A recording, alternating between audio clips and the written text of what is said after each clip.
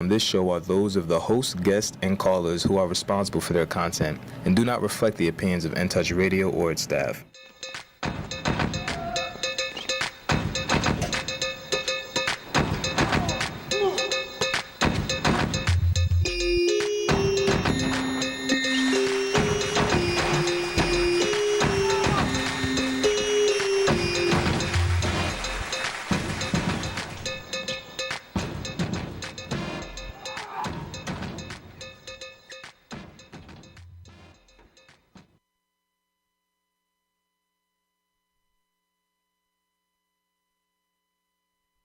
Talking with someone you may not know, but you ought to get to know, and that is one of our candidates for the upcoming mayoral and city council races that's coming up March 7th, and his name is Hoyt Pringdle, and we're so happy to have him. Thank you for having me today, and I appreciate you doing this service for the community because, as we all know, it's very difficult to learn about our local candidates.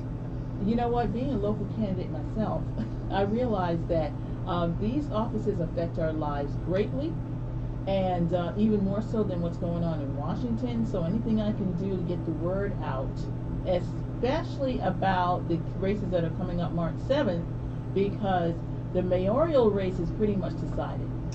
Yes, it would seem to be pretty much decided, but some very interesting city council races, mine included. Very, you know, we got some stuff going on here that's pretty exciting. So let's talk about you. Where you started, where you began, where were you born? Well, so I'll do that by giving a little background about my dad. My dad was an Air Force officer, and so the family was not necessarily native to Florida, but he came here in the Air Force. He was the ROTC commander for a few years at Florida State, and so I was born in Tallahassee when he was there for that duty assignment, and he retired a few years thereafter. So I've lived a few different places. I lived there. I lived in Fort Walton Beach, Shalimar, where Eglin Air Force Base is, where he was stationed. And then my parents split when I was a child, and I went and spent 6 years in Fort Worth, Texas. With dad or mom? With mom, actually. Okay. And then I came back to Florida to live with dad when I was in 8th grade. And then so finished high school in Tallahassee. Went to undergrad at Florida State. And then moved to Jacksonville, where my mother was at the time. And then moved here in 2008, and I have been in Tampa ever since 2008. And as part of that process, went and got an MBA at the University of Tampa, and then got to spend 5 years working for a wonderful company called Florida Business Development Corporation, which lends money for SBA 504 loans. So for those that don't know, that provides small businesses money to buy owner-occupied real estate. And it's a great program because it allows small businesses to get lending terms that aren't otherwise available on the market, get these long-term fixed rates, which really helps small businesses with their cash flow. And so that was a really rewarding experience to me. Now, were you working with a bank? My son is an SBA lender with a bank. So that's great that you asked that. So actually every 504 loan requires there to be a bank or a credit union as essentially the first mortgage holder. And then what Florida Business Development is called is a certified development company, which essentially allows, rather than the SBA directly lending money, the CDCs act as essentially the fiduciary for the SBA, and they come in and provide a second mortgage. So yeah, a lot of great bankers in this town. I'm sure your son included, and so that was really great. Great thing for me and my old boss, Bill Habermeyer. Give him a plug. Bay First. He got the money. Well, so call me if you're a small business and need an SBA loan. Well, I'll call FBDC. Maybe we can get them together with your son and working together. That'd be awesome. And so that was really great and rewarding experience. And but I just kind of figured out that I'd always had the pull to go and be a lawyer, and so I made the very difficult decision to leave a company and people that I really cared about and enjoyed working with to go back to law school. And so you did law school full time? I did, yes. I'm of the personal opinion that for most cases you really have to do it full time. Okay. It is a a life-changing experience and one that requires your full energy in most cases. A whole different taxation on one's mind, but a very, very great and challenging experience. And so after I got out of law school. Okay, big question. Did you Yes. pass the first time or the second time with the bar? Oh, first time. Oh, Yeah. that's huge. I John F. Kennedy Jr. couldn't do that. Well, I basically had to, you take essentially 2.5 months, and that is your full-time job. And I got to tell you, one bar exam was enough. I feel for anybody that has to take that thing more than once, because there's just nothing like it. I'll put it that way. Wow. Did you get married along the way? I did, yes. I was married for a few years, and when we got divorced, and actually she was the reason I came to Tampa, because we were dating at the time when she moved here. But no children, and I'm single now. And although I do have a dog who's wonderful. Her name is Violet. She's a black lab, and everything about her is great except she sheds hair everywhere, and I mean everywhere. But you got to love them. I do, and she's very sweet. Okay, so what was the first thing you did politically minded? So, well, I'll start with this. My first kind of interest in politics was the Bush v. Gore presidential election in 2000, because I was living in Tallahassee at the time, which became the center of the universe. And for a town that's not very large, having the entire national media there, every restaurant full, it was a very interesting experience, and that is really what kind of made me pay attention to politics. And my first actual time volunteering was for a state senate candidate who ran up in the Panhandle named Barry Brooks. He ran against someone named Nancy Argenziano, whose name may be familiar to some down here, because I think she lived in Denellen. It was a pretty large state senate district. But Barry had worked with my father, was a really good guy, worked for the clerk's office, I think, up there in Tallahassee, and I appreciate his kindness, because I got to go along and tag along with him and go to these different events and really kind of see some of the what it takes to run for office. That's right. You were on the campaign trail. Yes, and as you know, that is a very it is a needed but often unrewarding. Some of the nitty gritty, like, hey, you're driving miles and miles to put out your signs in different parts of your district. So it was good to get that background to understand, even though he didn't win, the kind of effort and commitment it takes by any candidate to run for office, to put themselves out there and put themselves forth for voters. Yes, win or lose, you still got to put the energy out there, and only one can win. And hopefully it's me. That's right. Now, did you work on any other campaigns? Yeah, so I volunteered for some campaigns over time, never in a paid capacity. I did some stuff for Jim Davis when he ran for governor in 2005 and 6. And he then was one of our Hillsborough County commissioners. Yeah, so he was the U.S. House rep here before Kathy Castor. So he vacated the seat when Kathy Castor run to replace him.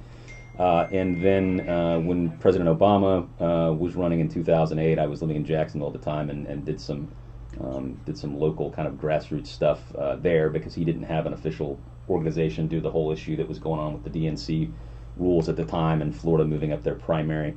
And that was, I think of the campaigns I've run, obviously there was nothing like kind of the grassroots energy that 2008 Obama campaign had. That Obama campaign, both of them, changed some lives and got a lot of people involved and off the sidelines who ordinarily would not be involved in politics. Yes, and sadly, I don't know that we've had that same energy since. I mean, it takes a very special candidate. Actually, there was one campaign that came close, and that was Andrew Gillum. Okay. He brought out 4 million votes on the Democratic side. So even though things had not gone well for him since then, I mean, what a candidate he was! What a politician! Well, and I think that's one thing for all of us to remember. As much as sometimes we think that it's all about policy or this specific provision or that specific provision. At the end of the day, voters want to feel emotionally connected to you, and they want to feel like you Absolutely. give them a reason to go out and vote for you. And they say Republicans fall in line and Democrats fall in love. That's true. And unfortunately, they didn't really love Charlie. Yeah, I don't know. That's Charlie I'll Cruz. yeah. I think there's probably been enough Monday morning quarterbacking on that. I won't say anything It about was a that. bad night for Democrats. And of course, we up against a guy who had $100 million in his war chest, and he created a red wave. But you know what? Here's the good news: DeSantis can't run again in the state of Florida. In the He's state of termed Florida, out. that's true. He's termed out. So we got a presidential election coming up. So we haven't given up. Yeah. Well, they're I hope the party goes and recommits themselves to connecting with voters and not just during presidential election years, but every year and giving them the the funny passion and thing reason about to vote. presidential election years is that's the time some people only vote. Okay, so we got a challenge coming up on March 7th to get the word out that we are having elections. That's right. That's right. So, and one of the elections is going to be yours. That is also true. Who are you running against?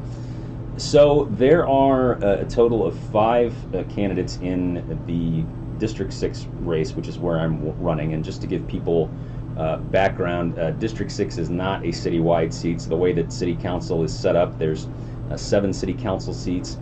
3 of them are citywide, so Districts 1, 2, and 3, anybody in the city can vote for those races. And then there are 4 individual member districts. There's District 4 that covers most of South Tampa. There's District 5 that covers the central parts of Tampa and East Tampa. There is District 7, which covers the USF area and New Tampa. And then there's District 6, which I'm running for, which kind of goes from the West Shore side, north of Bay to Bay, and what's San Jose is the dividing line, kind of up by the airport, up into historic West Tampa, and then all the way over into Seminole Heights. And I think there's even a little portion of it that goes up north of the Hillsborough River. So District 6 is that portion, West Tampa, West Shore, the Seminole Heights is the best way that people can understand it. And who's sitting in that seat right now? So Guido Maniscalco is currently sitting in that seat, and under the city charter, he is term limited, so he is running for the District 2 citywide seat. And so to answer your question about who is running in this race, longtime City Councilman Charlie Miranda is flopping back from, he was in the District 2 seat. Which is historically Hispanic. Yes, some people feel that way. Yeah. And so he's flopping back in from the citywide seat to District 6, running for a 9th term. And then there's me, and then there's 3 other candidates, Rick Pfeiffer, Tyler Barrett, and Nicole Payne. I would say those people are pretty unknown. Fairly unknown. So this would be considered an open seat. Yes, I mean, if you want to talk conventional wisdom, certainly, Charlie is viewed as almost a de facto incumbent, given that he's held the seat before. I think the most well. Yeah, your real opponent is Charlie Miranda. I don't know why, but he never loses. So we need to break the cycle. Well, certainly my goal will be to win this race, and I like Charlie. We get along, and I'm not running against Charlie. I'm running because I think I have things that I can provide. Yeah, Charlie's not a bad guy, but it would be nice if we could get a little new, fresh blood on the city council. I think. Well, I think we need it because as much as I like a lot of the people on the city council, unfortunately, it is rather dysfunctional, and I don't think they're doing enough to solve the big challenges that the city has, and so ultimately, I think we need people that are going to go on city council and be collaborative and work tirelessly to fix the big problems. We've got to stop some of the infighting that's going on there, and it's not because anybody's. Unfortunately, we got a lot of fighting. City council members versus the mayor. Yeah, and I stay out of that. I'll let the prognosticators comment on that. I mean, well, you know what? We're going to do some more talking about that after the break because that's a serious issue. Very serious.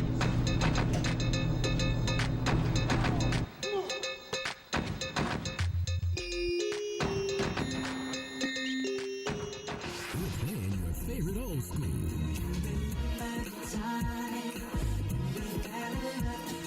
today's R&B.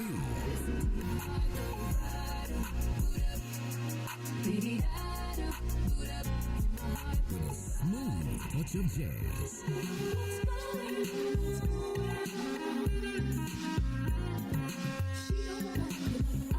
You're listening to In Touch Radio. Nestled in the heart of West Tampa, the Maduro Marauder Cigar Lounge offers a wide variety of premium cigars from Esteli, Nicaragua. In addition, the lounge offers a relaxed environment for you to come back, lay, chill, and relax and smoke a great cigar. Visit us at our brick and mortar location, 1944 West Main Street, Tampa, as well as online, www.maduromarauders.com. Call Ricky. Ask Ricky. You need medical or a lawyer? I got the man to do the legwork for you. We tried the other ones before, so believe we hunted down 813-248-6300. Everything gon' be okay. Call Ricky, he coming. He taking care of state of Florida. Grab a pen or sundown 184-361-RICK. That's 184-361-425. Never word from the point forward, just recline. Just ask Ricky, plus your boy statewide. Just in case you missed it, I'ma tell you one more time. 184-361-RICK. Call Ricky, ask Ricky. It's a legal medical referral service. The doctors and lawyers in our network are trained in handling auto injury claims and giving you the best medical treatment and recovery. Dial 1-844-361-RICK. That's 1-844-361-7425. Ricky. Ask Ricky.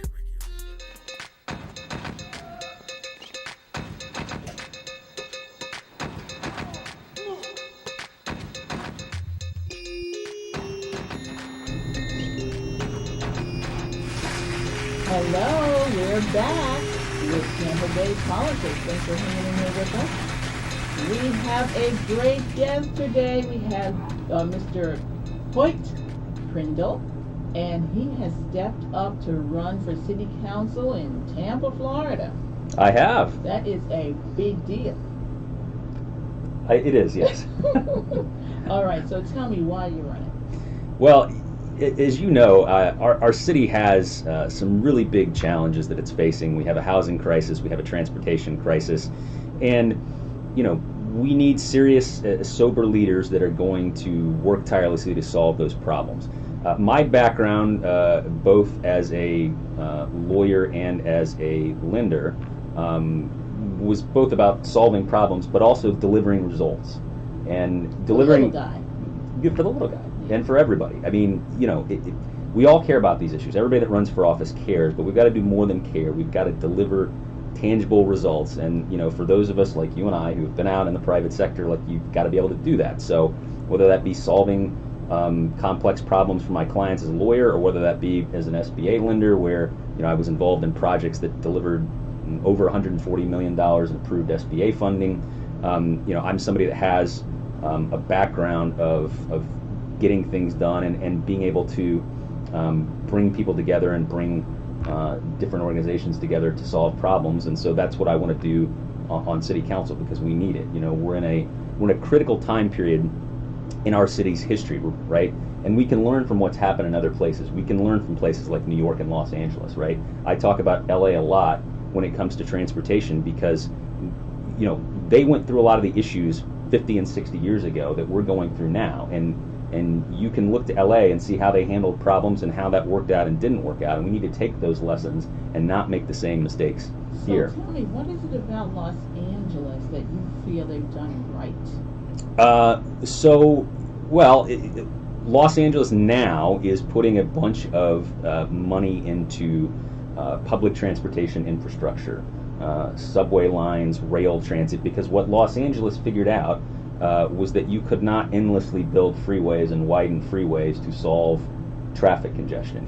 For anybody that has ever spent time in LA, it has some of the worst traffic in the country.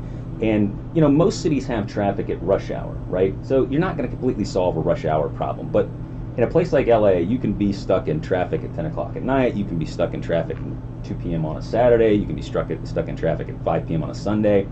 And so they eventually figured out that, hey, like, we've built all these freeways. I mean, that Southern California was basically the birthplace of the modern freeway, yes. Right? And for the 1950s, a car society. It is a car society. The And they had this extensive red car line that they pulled out, and they built all these freeways, and for 10 years that worked, and then just the congestion built and built and built, and they built more freeways, and they widened And freeways. smog.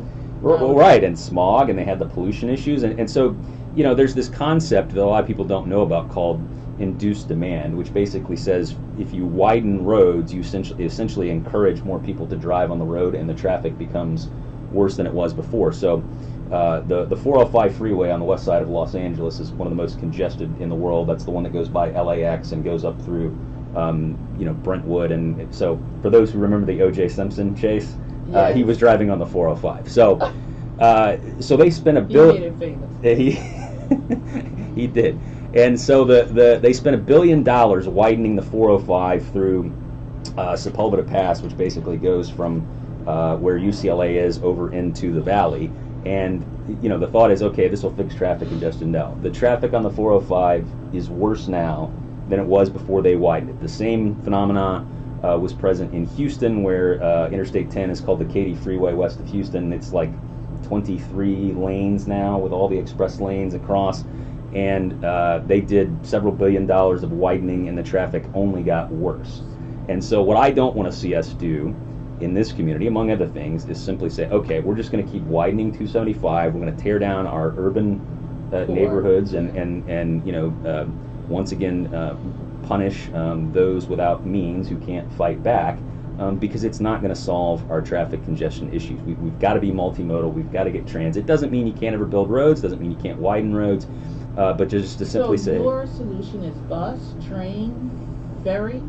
all the above. I mean, you start at the very core. The very core of transportation is walking, right? Where can you walk to from your house, right? We have such a crisis of pedestrian safety here, and so many tragic pedestrian deaths because in many cases we don't even have safe sidewalks to walk on. That's going to be one of the bigger things I focus on council. And crosswalks. And crosswalks, right? But you start. That's where a real danger factor is. You're trying to cross a road, and without a traffic light, you're taking your life in your hands. Well, and that again comes down to some poor choices that the state has made in design. So go out to a place like Brandon Boulevard, where it's 5 lanes in each direction. Cross that. Right. I mean, how long would it take you to cross that? And the thing is, in many other areas, like that would never be a surface street, right? And there are people that walk down that and try to cross, like they go from the Brandon Town Center to try to cross, and that's dangerous, right? And so, obviously building sidewalks is important, but how we build our roads and infrastructure also affects that safety issue. But to answer your question, you got to start with sidewalks. You need bike facilities. You need trails. You need bus. You need rail. You need all the above.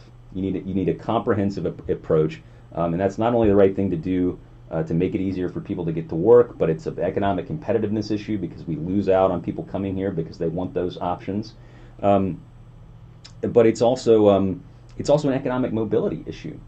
Cars are expensive. I don't. They are. It costs about $10,000 to run a car. And I don't know if anybody's got their insurance renewal premiums that have gone up for pretty much everybody, but that is a massive drain on folks who add maintenance. Add maintenance, gas. And gas is variable. Gas goes up, it spikes, it hurts families. So especially for working class people, having those different options available to them, especially publicly subsidized transit, I think is very important for improving their quality of life and improving their pocketbook, so they have more money to spend on their family and their children's education and other things. So I take it you were for the tax on the to help with transportation. Absolutely, I'm an enthusiastic supporter of all for transportation. I was in 2018, I was in 2022, and I will be every single time it is up until we get it passed and have it delivering the critical funding and investment that we need in this community. A lot of people don't realize that we lose out on a tremendous amount of federal funding because we don't have a dedicated funding source for transportation.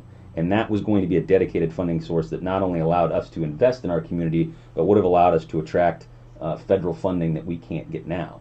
And I know, look, I know there's folks that they're never going to ride the bus and they're never going to take the train. But the reality is, if you drive and you want your commute to be better, you need more people off the street, out of their cars, and in public transportation, and then the roads are a little clearer. There's a great picture I like to use as an illustration, which basically has the space that 50 cars takes up, and then those 50 people basically go on one bus, and then you have them on bikes, and you can see how much space is taken up by just 50 people in 50 single occupancy cars. So let me tell you something. I'm the Medicare lady. I work with people who are on Medicare or Medicaid, and we're all one diagnosis away from having to take the bus.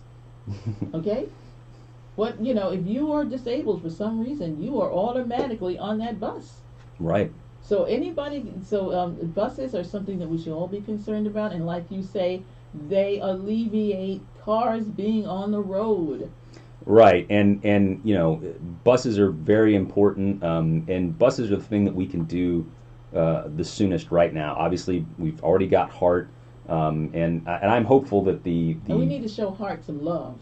HART needs a lot of love. They do, and a lot of money. They do. It's one of the most severely underfunded transit agencies in the country, and again, that hurts our economic competitiveness, hurts our economic mobility. And just think about the way they've cut back bus service. Where I live, I used to have I think it was the. And you're in West Tampa. I am. So I am right by where Martin Luther King crosses the Hillsborough River, just down from St. Joe's Hospital.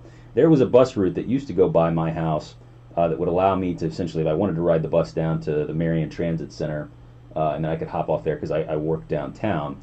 That went away with some of the pandemic and the funding challenges. That's outrageous. Because it would have been that's an easy way for people to get to work who are downtown. Well, right. So I think I could probably walk to work quicker than I could get there on the bus. Because for me to get there on the bus, I have to actually go north to connect over with. Now? Right now, I would have to take, I think it's the 45 bus north to connect over to the one bus, and then the one bus goes south into downtown. And so, that's just those are the challenges we have. Not everybody can afford a car. Not everybody wants to drive a car, especially. Not everyone can drive. Right. They're disabled. That's absolutely correct. We know some people who've had to take their driver's licenses from them because they got old. Yeah, I'm glad you mentioned the disabled and accessibility. That is an often important community that doesn't get considered, but that needs to be when we make our transportation decisions. Absolutely. Now, you sit on a board called a TPO? I do. So that is called the Transportation Planning Organization, and to be specific, I sit on the Citizens Advisory Committee to the TPO. The TPO used to be called the MPO, which was Metropolitan Planning Organization, but they changed it because it's really more of a transportation focus. And TPOs stemmed from federal law changes many decades ago to kind of combat some of the mistakes of the 50s and 60s and 40s, where unfortunately local power brokers like Robert Moses in New York were using federal highway funds for slum clearance and to segregate parts of communities, and so which happened in Tampa, Florida, with 275. Which did, and one of the reasons that we lost the Central Avenue Business District, which was some people I think called it almost like the Harlem of the South. Ray Charles was here. They had a lot of famous entertainers here, but that was blown away by the freeway construction with 275. And so what the purpose of TPOs was designed to do was to put a local check and balance on that kind of federal and state funding, so that the local communities must approve all of the local transportation. So whether it be 275, whether it be State Road 60, whether it be State Road 574, all of those projects go through and require approval from the TPO on what's called the TIP, and then the LRTP, which is the Long Range Transportation Plan. And how does one get themselves on the TPO? Well, if you're fortunate like me to have been appointed by Commissioner Kemp, you can be appointed by elected official, or there's other specific slots for different community interests. All right, we're going to talk more about the TPO and your friend Commissioner Pat Kemp when we come back. Wonderful.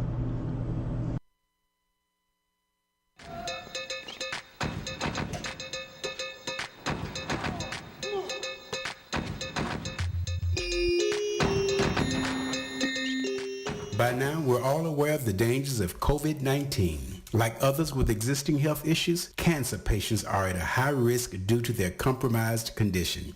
If you are newly diagnosed with cancer, your care likely can't wait. Moffitt Cancer Center is the best place for your cancer concerns and to provide guidance to help you plan your next steps. We're here for you. Call 1-888-456-2839 or go to moffitt.org/here for you.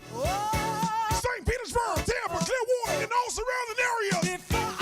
Here come Miami's own Chico de Leon Grown Folks Night Out. Take that mess from off the wall. Saturday, January 28th, inside the National Guard Armory.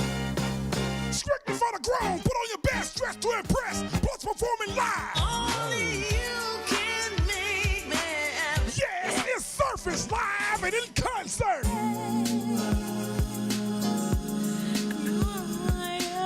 Chico de Leo Grown Folks Night Out comes to St. Petersburg Saturday, January 28th, inside the National Guard Armory, 3601 38th Avenue South, along with Surface. Get your tickets now. Tickets $15 in advance. For more info, call 786-486-4366 or 727-768-4543 or go to grownfolksmiami.com and I'll see you there. When you're close to me, I get all warm scent. Hey, this is Agent Wright, better known as Mr. Clean. You looking for some great barbecues? Come see them two brothers in the grill, located at 423 Virginia Street, Charleston, West Virginia. We got ribs, chicken, pulled pork, brisket, collard greens, mac and cheese, baby. Come get some and get you a nice, smooth cigar. 304-550-4431. That is 304-550-4431. Come get some, baby. The Rib Man, mama, the Rib Man.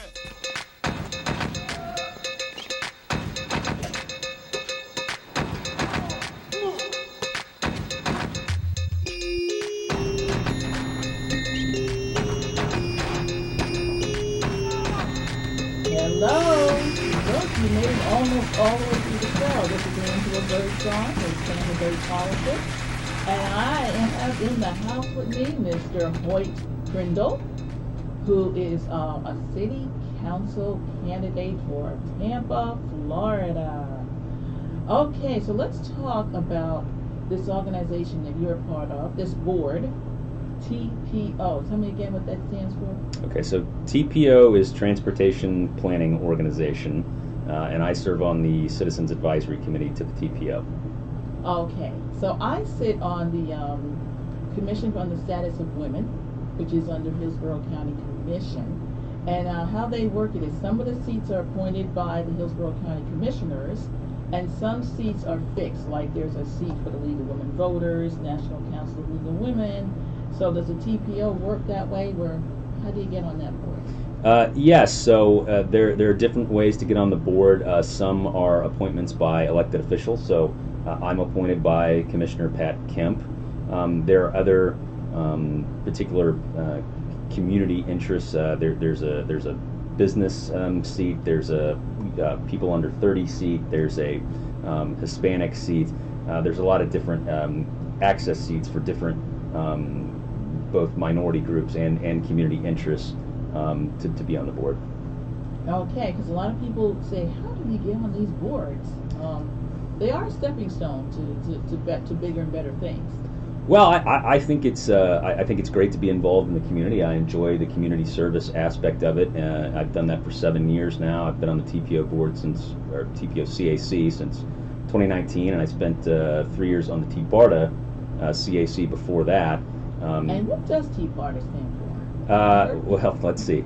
It's changed, so I think it's Tampa Bay Area Regional Transit Agency or Authority, but that doesn't matter because TBARTA is going away. It's being disbanded, so we won't have to talk about it anymore. And that was basically a regional transportation? Yes, I think it was designed to be essentially, I'm trying to think of almost like if you think about the Port Authority in New York and New Jersey runs like certain regional transit. I think probably the idea was that eventually TBARTA would handle some regional transit, whether it be light rail or heavy rail. But unfortunately, it just kind of it existed for many years without much of a purpose And so the state It never legislature really finally got rid of it. accomplished, unfortunately. It didn't, and of course that's what happens when you have no money. So you have no money to do anything. True. Okay, so let's talk about what you think you can accomplish being a city councilor. Well, the two biggest things that the city council deals with are the budget and, of course, land use and zoning. And land use and zoning, of course, affects housing. And as you know, and I'm sure most of our listeners know, we have a housing crisis here in Tampa. To borrow from the gentleman that ran for mayor in New York, the rent is too damn high. And people are seeing 20, 30, 40% increases in their rent. If you're trying to buy a home, good luck. I don't think I could buy my home now with just what happened and with where the values have gone up. And so right now you're a renter. No, I own, but But if you had to buy it, I don't think with where the price is going, I don't think I could buy my home, and that's the thing that a lot of people are stuck in. I mean, you're talking. I mean, a lot of one-bedroom apartments in Tampa now are going for $2,500 a month or more, and that's a lot of money. I would say the bottom is $1,500 now, if you want to be out in the county. Yeah, and I mean, think about if you're a teacher, and you're making $40,000 a year, you can't pay $2,500. You probably can't pay $1,500. You can't pay it. And so that is. We're going to have teachers who are living out the car. I'm not even sure about some firefighters and police officers. Well, it's interesting you bring that up. I'm not sure what the percentage is for the firefighters. I believe Creative Loafing had a story a couple years ago that said only 17% of Tampa police officers live within the city. And that to me is problematic because I think our police force functions better when our police are living in the city and part of the communities they serve. A cop car in the neighborhood is a deterrent. Right, and I think we're all part of this community, and so it's nice when you get to know the police officers that are part of the community, and they get to know the community too. So hopefully as we work together and try to help make a dent in these housing issues, that's something where, because even city staff, there's still a lot of city staff that they don't live in the city because the city's becoming too expensive. What? If someone is serving you a meal at dinner time, has to work in assisted living, I mean, all of our worker bees, they can't afford it. Right, and then that gets back to, well, how do they get into downtown or West Shore? Yes. They can't live there. Right, they're probably going to have to drive, which means they're going to have a car, and that probably means a car payment and paying car insurance. They might have to try to take a bus. God help them. And yeah, that would be very difficult. And so you can see how those two issues, blend together to cause challenges for our city. But with the city council's control over land use and zoning, that's going to be a top priority of me to work with community stakeholders to start improving those challenges. So actually building some units, getting some units done. Oh yeah, I mean certainly we have a supply issue, and the more supply that we can get online, and the more supply that we can get online quickly, that will put some downward pressure on price. But we also have to keep in mind that part of what makes this community special is the special neighborhoods here, and so we need to get supply. And not chasing poor people out of good neighborhoods. Right. So I mean, we've got to get more supply online, but we've also got to make sure it's quality, sustainable development, and that it's that's housing stock that can benefit everyone. And you know what? Keeping people where they are, stopping evictions. That's another thing that we really need to work on, because once a person is evicted, then it's really hard to get them another place. Right. Okay, so is there any other issue that's important to you, like police? Well, certainly across the country we've seen an uptick in crime, both violent crime and non-violent crime, and so we need good police officers to help keep our community safe, and with that we need police officers that work with the community and are involved with the community, and where the community has trust of them. And so and I know you and I have talked about in other circles the hiring of the police chief, and that's going to be very, very important.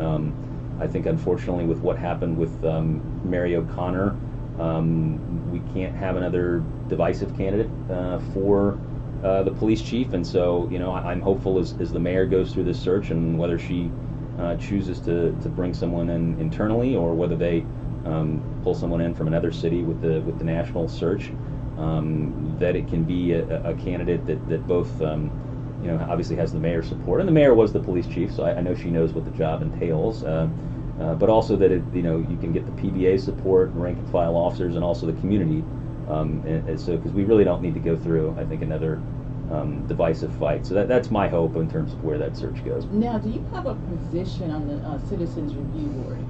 The Citizens Review Board, obviously, the community has clamored for that, and it's providing a function.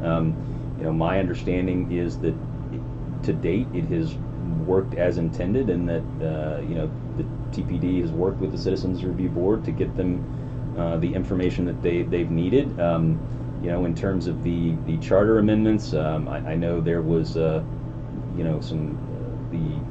mayor vetoed the charter amendment for the CRB attorney. Candidly, I don't know how much the attorney would help in the functioning of that board, but I said I don't think there's anything wrong with putting that up to the voters, and I would have joined the majority on council that said, hey, let's let the voters decide on that issue. What do you feel about subpoena power? Subpoena power is really tough. From my understanding of the legal functioning of the way that the subpoena power works for CRBs within the state of Florida, there's no enforcement mechanism for the subpoenas. So if the CRB were to issue a subpoena and someone were to ignore it, there is no court jurisdiction to resolve that issue. And so, I understand there's a lot of folks that want subpoena power for the CRB. I can't support it based on where we are legally with, I think so I'm a lawyer, right? I sign subpoenas. I take that very, very seriously because I have a bar license. And if I issue a subpoena to someone and I do something that was improper, I can be sanctioned by the court. I can be sanctioned by the bar. So issuing subpoenas is a very, very serious business. And let me tell you something. I have clients, when they get a subpoena, that is terrifying to them. Because especially if you're not in the legal process and being a lawyer, I'm used to seeing subpoenas. But if you're a small business owner and the process server walks up and hands you a subpoena and says you got to turn over these documents and you got to go turn over these videos from your house, and if you don't, you're going to be essentially punished. That scares people. Or face jail. Right. And so, I'm without the court oversight of that process, as I understand from the legal advice that I have talked through with it, I just can't support it because I feel like it's going to be a chaotic process where people are going to get scared, not know what to do, and then not have a court to be able to solve those problems. Okay, well, that's a good perspective from an actual attorney. A lot of these things sound good, but then when you look behind the scenes and say, hey, well, how's this actually going to play out, and what's going to happen once they issue these subpoenas? So I think that was a very good answer to that question. Is there any other issue that you wanted to go over? Well, I would just circle back to how we go forward as a community and how we treat all of these issues. I think it's very, very important that we not bring Washington D.C. style politics to Tampa.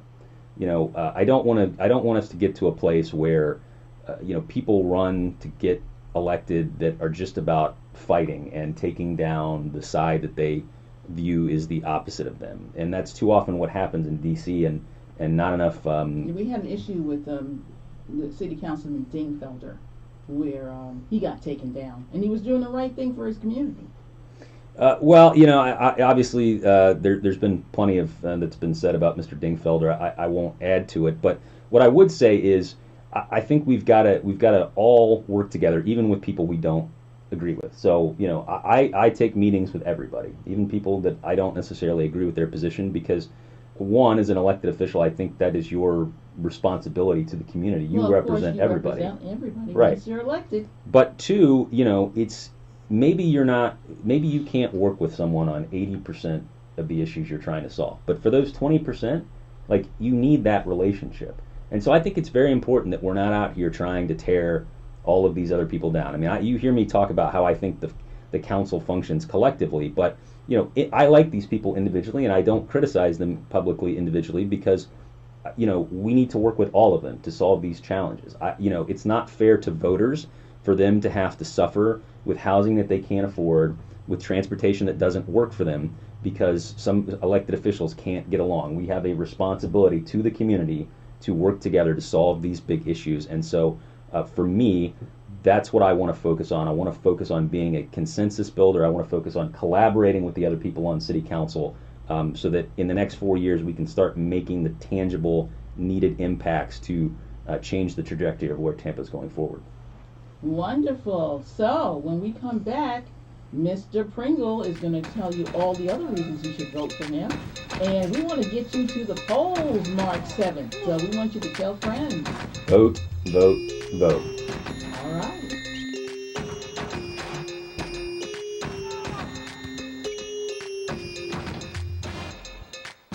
In Touch Radio, where you can listen to a cruising flow of smooth soul and jazz, today's R&B, a fun touch of hip-hop and gospel. All my music on one station. Giving you a buffet of music, news, and entertainment. We're In Touch Radio. Nestled in the heart of West Tampa, the Maduro Marauder Cigar Lounge offers a wide variety of premium cigars from Esteli, Nicaragua. In addition, the lounge offers a relaxed environment for you to come back, lay, chill, and relax and smoke a great cigar. Visit us at our brick and mortar location, 1944 West Main Street, Tampa, as well as online, www.maduromarauders.com. We're playing your favorite old school.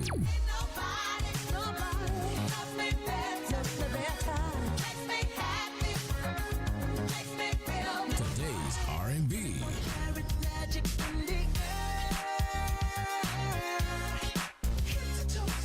With a smooth touch of jazz. You're listening to In Touch Radio.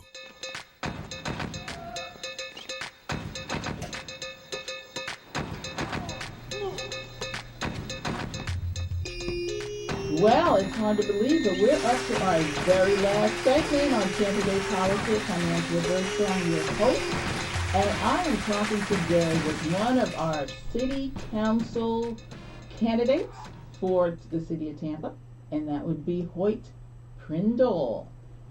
Now, you may not know that name, but you need to get to know it because he's going to be on your ballot if you're in the city of Tampa. That's right, and there's many ways for people to learn more about me. They can go to my website at hoytfortampa.com. They can follow me on Twitter at Hoyt Prindle. They can search for my Facebook, Hoyt Prindle for Tampa City Council, or just call my office. How do you spell your name, by the way? Oh boy, I wasn't told this was going to be a test today. So Hoyt is H-O-Y, like yellow, T like Tom, and then Prindle is P-R-I-N-D, like dog, L-E. So just remember, not the potato chip guy. It's not Pringle. It's Prindle with a D. Although there are some fun memes out there comparing me to the potato chip guy that people might find. Okay. Now, I believe that early voting is starting this month already. Are we in the month of February? We are. Yes. We are? Yeah, So yes, typically early voting starts about 2 weeks before Election Day, and Election Day is March 7th. So yes, I believe it's around the 26th of February. You can early vote.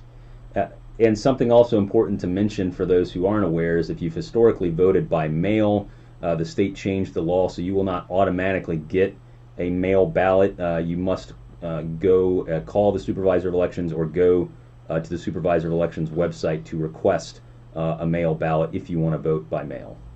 That is called voter suppression by Ron DeSantis.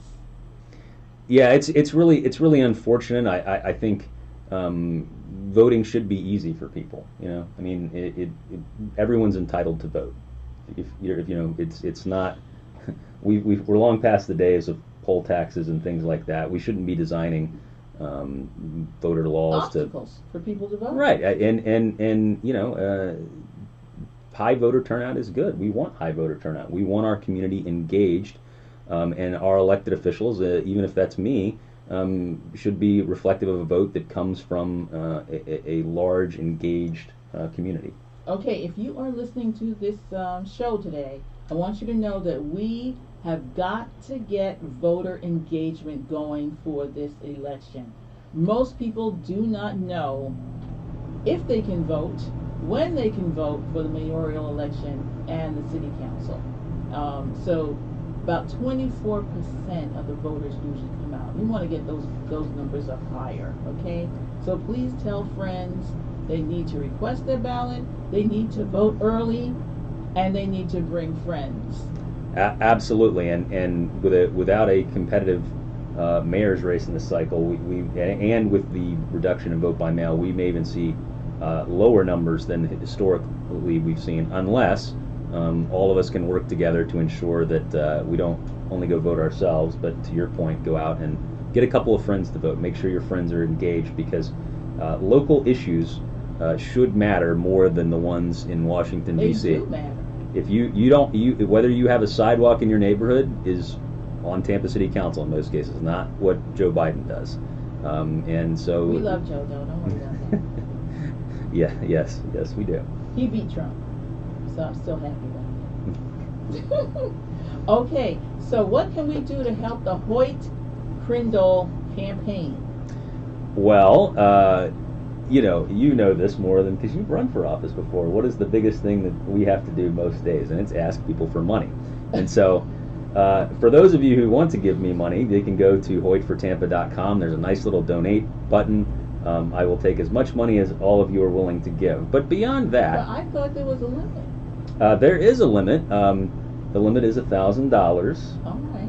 You never know. There might be some $1,000 donors out there. Well, you know what? If so, then your podcast needs to be widespread.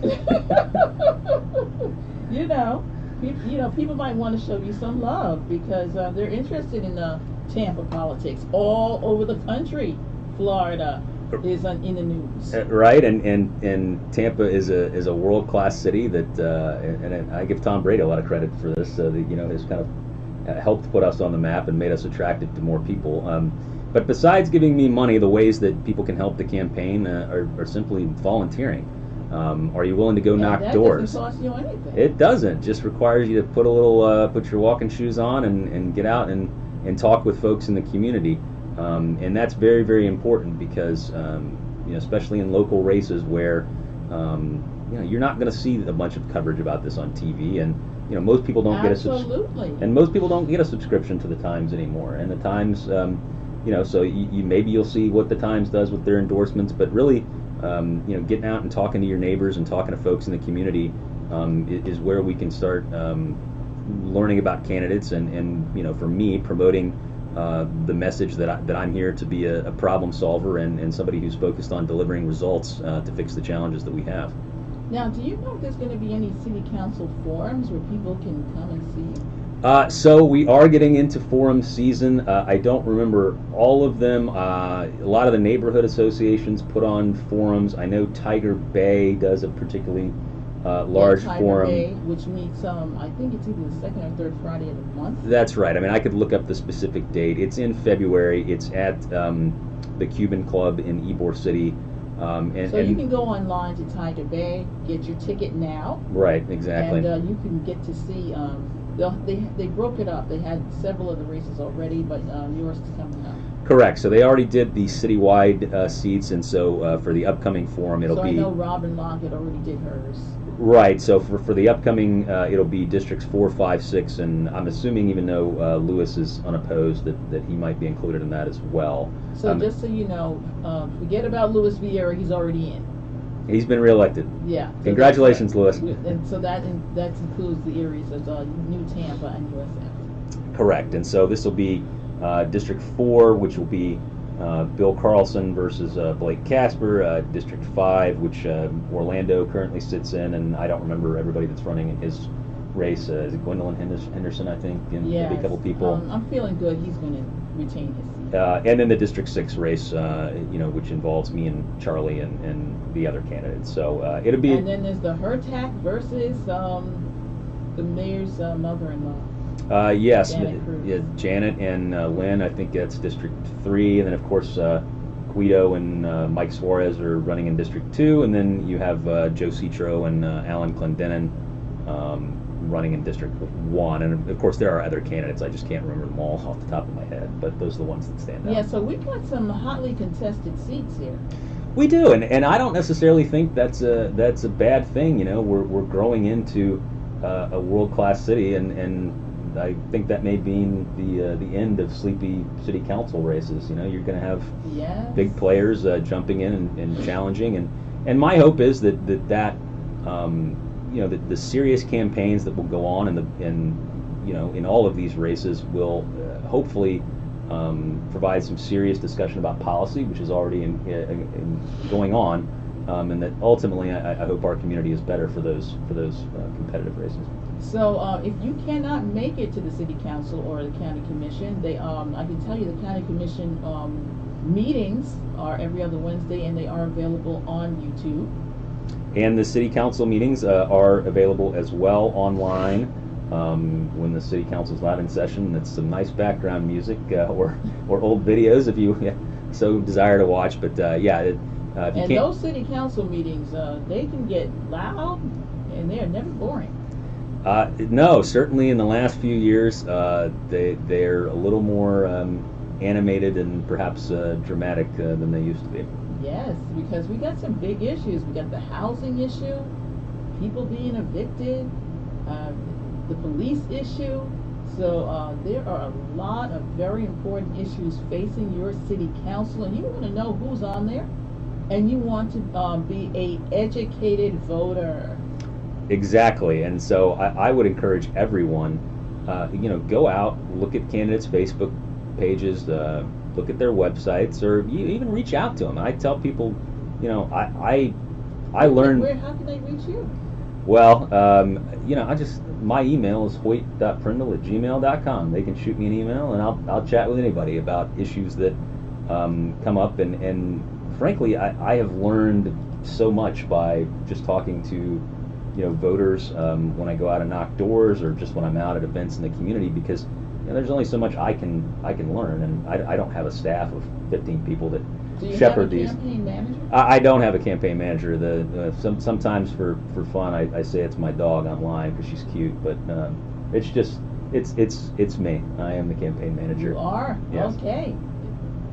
Well, that's a daunting thing to run a campaign by yourself. Yeah. I mean, I've got assistance from other professionals, but in turn, I don't have an official campaign manager. The official campaign manager is me. So. All right. So one more time, what is your website? HoytForTampa.com. So that's HoytForTampa.com. Wonderful. And is there a phone number they can reach you? The phone number, I don't have a phone number for the campaign, but my cell phone is 813-892-6355. Call me, shoot me a text. I'll make sure to try to get back to you. 813-892-6355. Well, okay, you got the candidate's phone number. Which is dangerous, I know. But, which is dangerous, but you know what? You want to talk to the people. I do. Yeah, and the people need to know who they're voting for. I mean, this is the main reason why I do these things, because not only do the voters not know, but we have people who want to volunteer for you, and they want to be able to express to the constituents, to the voting public, that who this person is that they're volunteering for. Right, and like I said at the beginning, what you're doing is a great public service for the community that we really need more of, because our voters should be informed in whatever choice they make, and I hope at the end of the day that I have convinced them that I would be the best choice for District 6, but whatever choice they make, they need to be informed. So I'm doing my best to get all of the city council candidates on the show, and so you can share it with your friends, your family, and you can get to know who this person is when you see a name, because I think what really makes people crazy is, I don't know who that person is. Should I vote or should I not? People don't want to make the wrong decision on the ballot. Right, and so that's why it's great when you can reach out to us and talk to us and, you know, get to know us. And we should get to know you, and if we do that, I want to earn your vote and want to be able to serve and think I could bring a skill set that would do well. Well, you know what? We really thank you that you took the time to come out and talk to the voting public and find out who you are, because a lot of us don't know who Hoyt Pringle is. Pringle. And as you saw today, I have no problem talking at length. So He did a good job. good job. I think he did an awesome job. All right. Well, thank you for coming, Hoyt. All right, thank you for having me, Angela. All right.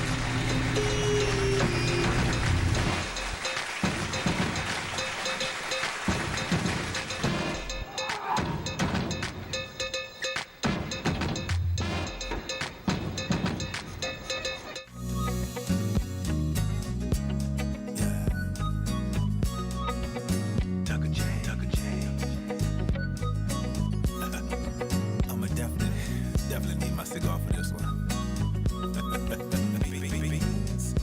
I may be a little tipsy on this cognac and whiskey. That just make me want you more. Take my time and do it slow. Listen, liquor got me right tonight. Got you looking oh so nice. I'm feeling so good right now on this brown liquor love.